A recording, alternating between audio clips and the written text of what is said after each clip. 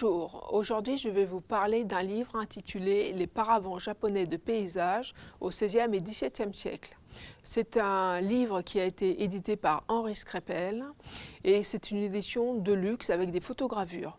Chaque tome est composé de différents dépliants, il y en a environ une dizaine dans chaque tome, qui mesurent à peu près, un dépliant mesure 1,30 m de long sur 40 cm de large. Le paravent est un meuble d'origine chinoise, c'est un meuble pliant et qui peut se déplacer, qui est donc mobile et qui sert à la fois de cloison mais aussi de décoration. Pourquoi le paravent a-t-il rencontré autant de succès au Japon?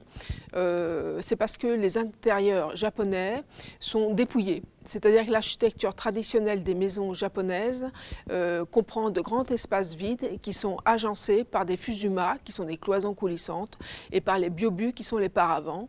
Et ces fusuma et biobus sont faits de soie ou de papier tendu orné de peinture. Maintenant, je vais vous présenter une œuvre emblématique des paravents japonais qui s'appelle Les Peints dans le brouillard de Hasegawa Tohaku. C'est une œuvre monochrome à l'encre de Chine. Comme vous pouvez voir, il y a du noir et du blanc et des nuances de gris. On voit différents plans qui sont marqués par les nuances de gris, donc ce qui donne une bonne indication de la profondeur des bois. Ça donne une bonne illusion de l'importance de la forêt. C'est une œuvre où on observe l'influence du travail à l'encre de Chine des moines chinois. C'était donc à l'époque, vers le XVIe, où le Japon n'était pas fermé à l'extérieur. Dans cette œuvre, Hasegawa Tohaku a un geste précis, il cherche le geste juste, parce que ici, aucun repentir est possible avec l'encre de Chine. Une grande sérénité, une grande harmonie se dégage de cette œuvre.